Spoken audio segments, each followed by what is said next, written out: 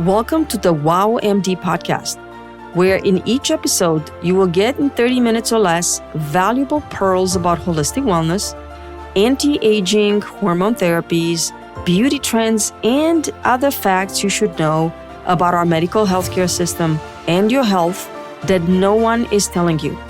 My name is Dr. Mirala Chernayanu. I am a conventional board-certified OBGYN physician who, after the loss of my father due to a careless and uncaring medical team, decided to retrain and seek certification in anti-aging and restorative therapies.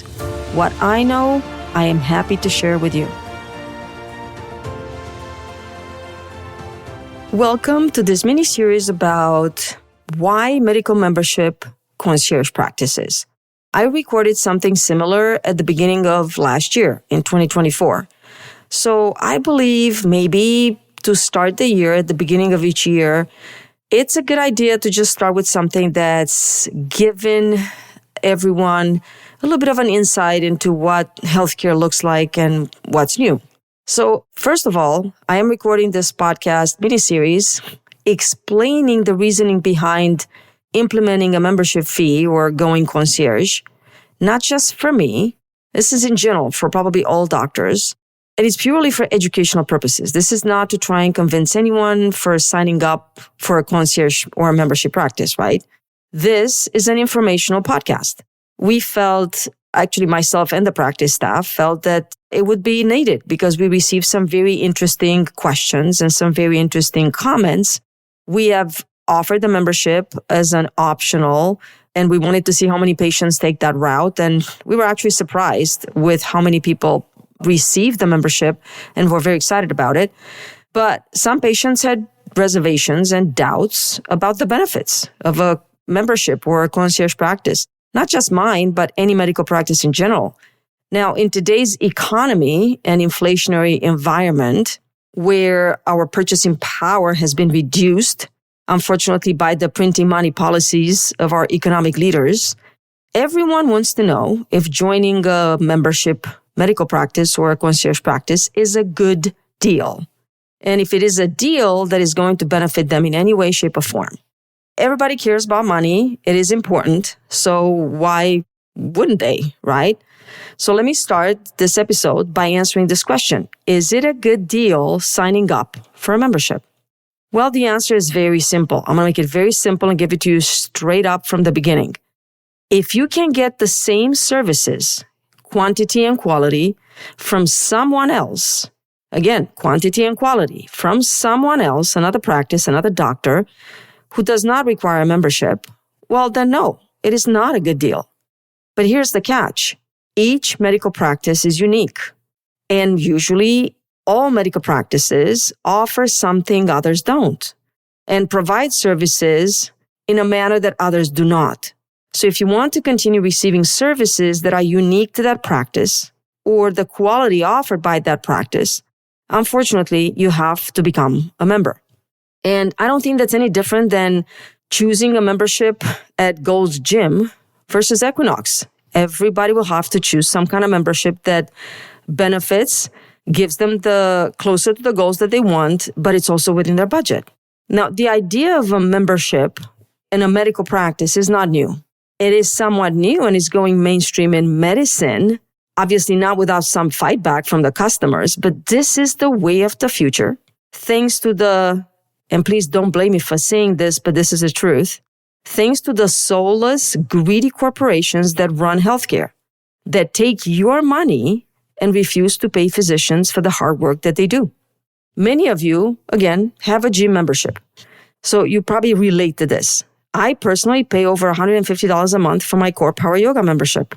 My husband is paying, probably close to $200 for his gym membership. We don't believe it is expensive. I mean, we do. We bitch and moan about it, but we don't care. We pay because we want access to their services, their equipment, and their classes. So we looked at the value, we looked at the money, and we said it's worthwhile to us. Medical practices have to do the same to stay afloat and to continue to serve patients because they cannot afford to not do a membership or to not go concierge from a financial standpoint. And I'm going to explain why. So please keep listening. Like any doctor who starts a private practice, when I opened the doors to the public in 2013, February 1st, 2013, I was full of dreams and ideals. And little did I know that running a medical practice is no different than running a business. I did not know how to run a business. I had no idea.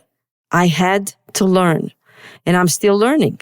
I spent tens of thousands of dollars on courses and consultants and retreats and seminars and all kinds of things. And I'm not even counting the hours that I spent learning.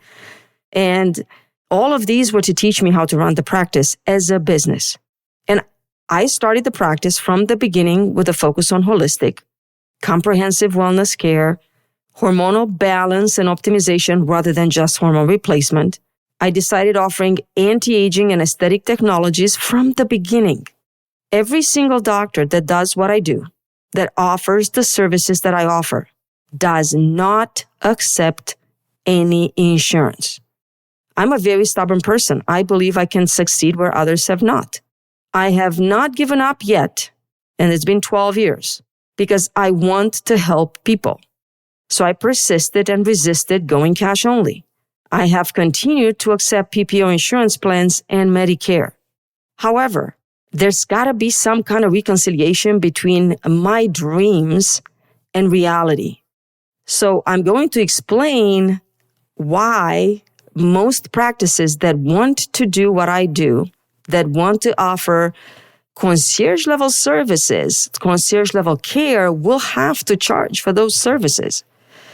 So what I'm asking you is look at the big picture and understand that the source of your pain regarding the healthcare expenses is not me, is not the doctor or the medical practice who's going concierge, who decided after years of sacrifice, hard work, time, and money spent for the benefit of developing the practice that serves people in a meaningful way to implement a membership fee. Consider the root cause of your distress, of your pain, of your disappointment that the doctor's going concierge. That is, consider looking under the curtain, so to speak, that the curtain that hides the super rich executives of the health insurance corporations that you agreed to pay an exorbitant monthly fee to have minimum to no healthcare coverage. The doctors, the medical practices, are not the blame. They're not to blame for this horrible system and what it has become. Doctors have about 3 choices. Choice number 1, finish residency, immediately get employed by a corporation. Or if already in private practice, they have the option to close down the practice, sell it if profitable, find an investor, become employed. Doctors who choose to be employed will go work for, again, soulless, faceless corporation who's all about marketing and over-promising extraordinary care and customer service, but they will fail to deliver because it is about profits, not about people. And because the expectation for everyone that works for them is to work hard for little pay without complaining about it. Choice number 2 for all doctors out there is to establish a private practice, carry on with the private practice, be autonomous and independent, and offer their services in a way that competes with the large clinic corporations, hoping to stay afloat, hoping that their dreams will carry them on to success, and hoping to make a living. And choice number 3 is going cash only, name their own price, without any debate about it. This is my price. You want to come see me, you want to come have care, you want to have my services that I offer, then you have to pay cash. And we're not worried about billing insurance because that's not our thing. Again, you would be welcome to come, be a patient if you can pay the price. You're welcome to go wherever you can afford to otherwise. Those are the only 3 options doctors have. Again, be employed, be independent, and continue to accept insurance. Compete with all the major clinics that actually have the muscle to wrestle and negotiate. They have negotiating power. They probably get paid more than the regular poor doctor in private practice. And again, hope to stay afloat and be in profit, or go cash only. Now, here's my stance. I've done the employed thing. I hated it. I am a leader. I do not want to be led. So I want to continue to stay in business because that's why I started the private practice, to be independent, autonomous, and because I had a dream. And I want to keep the practice running while serving patients in a meaningful way and dedicating our time and resources to promote and nourish my patients' wellness, optimize their hormones, apply holistic functional medicine principles versus just a quick transactional insurance-based appointment. I do want to continue to accept the meager payments provided by Medicare and the PPO plans that do not reflect the value of what is being provided. But I want to do this in order to give you, my patient, financially a break, to allow access to more men and women who need us, my practice, myself. So by accepting PPO and Medicare, I want to do so because it's expanding my services to more people that need it. I could simply go cash, serve only the people who can afford me. So much less headache, so much less overhead. Probably less staff, probably less expense, probably much more profit. Now, you might ask, well, why go concierge now after 12 years? Well, the reason why I went concierge now, or implemented the membership fee, rather than 5 years ago when I realized it's needed, is because 5 years ago, I was aware I did not have the team and the customer support required to go concierge and to charge a membership fee. I had to wait to be able to implement my vision for at least 3 to 5 years. But this vision has been in the works for a very long time. And not to worry, I still had that little chip on my shoulder whispering all the time, go cash, out of network, out of network. And it would have been so much easier, so much less headache. I have operated for 12 years, building, developing, growing, and molding my team, the office space, the equipment and the technology that we offer, the therapies and the services. And I did it all without making a profit, or with a minimal profit that was considerably less than what I used to make as an employed physician for the community health clinic. And I took that profit and reinvested it year after year to grow the team, to grow the practice. Now, I wish I could be a charity. To be honest with you, I wish I would be a super millionaire and do this all for pleasure.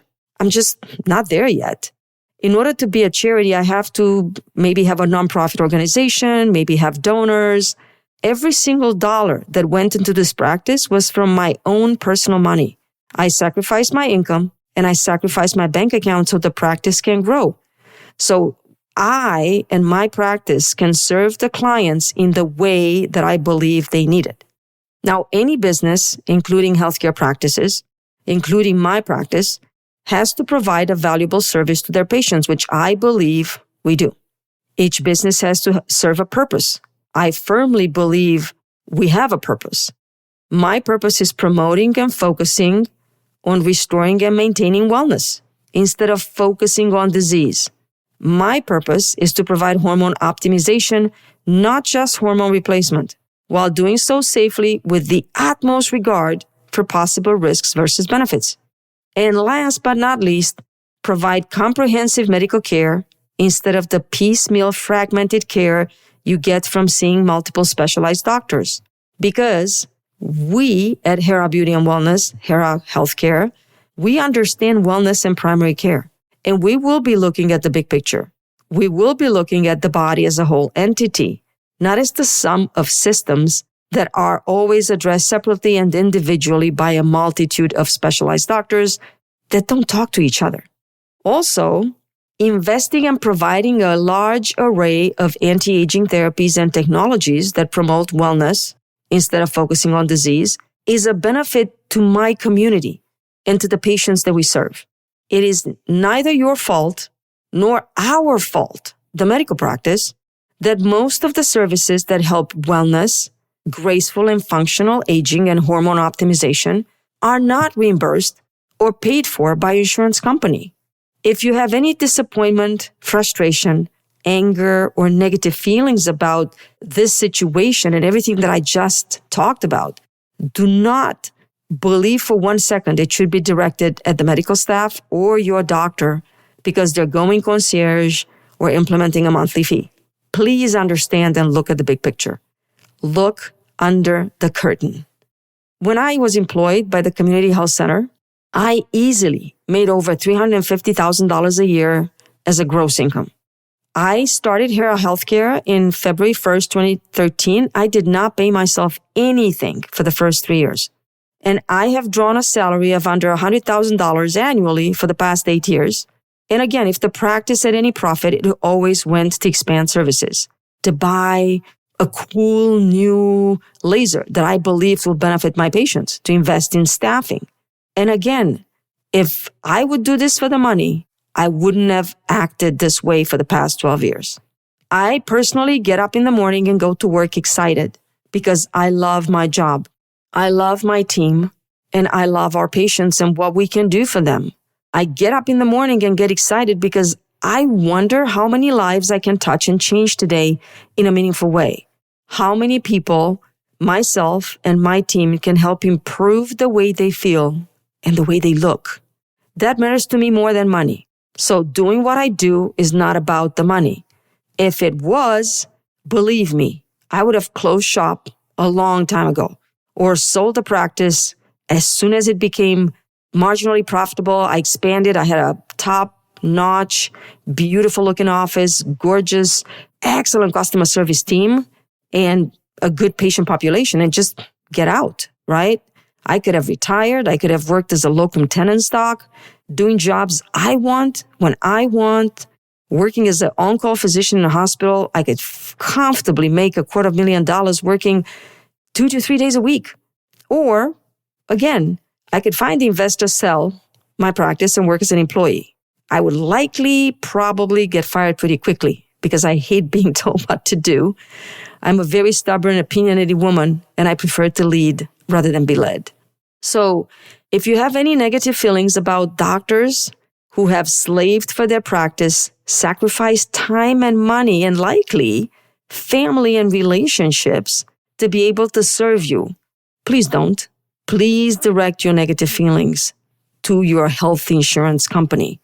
Their executives take home millions of dollars because of how ruthlessly they support and reinforce claim denials and low payments to your doctors, all in the name of billions of dollars in profit.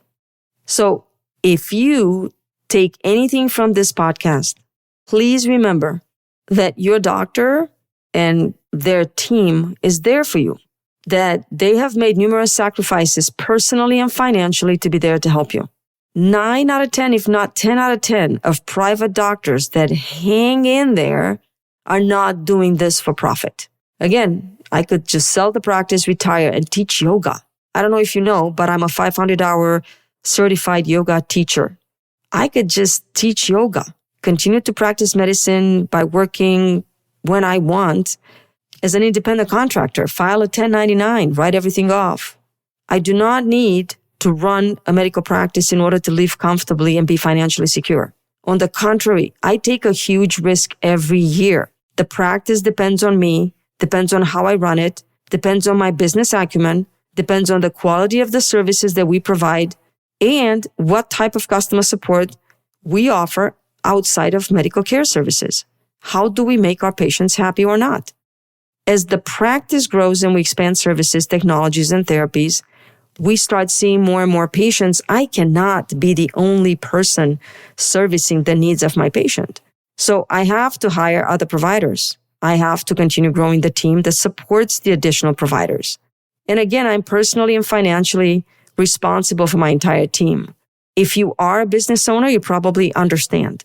If you're not a business owner and you've always been employed, and what I have told you has not made an impact, and you still do not understand why the need for membership or concierge, please feel free and safe to ask me any questions you wish when you next see me.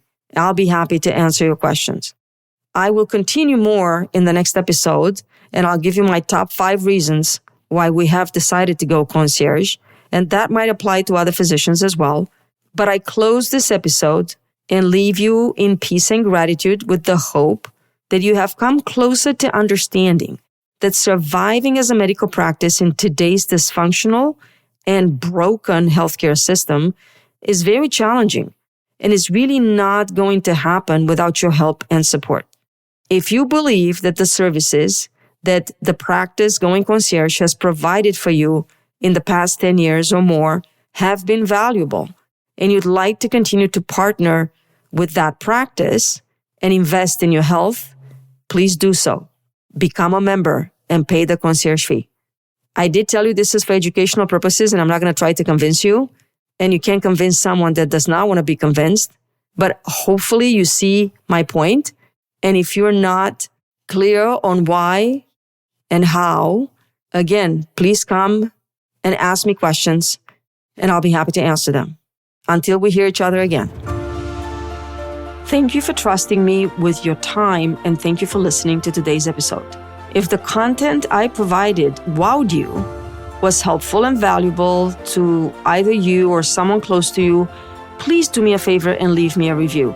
I am very open and welcome any kind of feedback as well as suggestions on any content ideas. So please forward those suggestions to Jessica, my patient care coordinator, through our website, herabeautyandwellness.com. And I look forward to our time together next episode.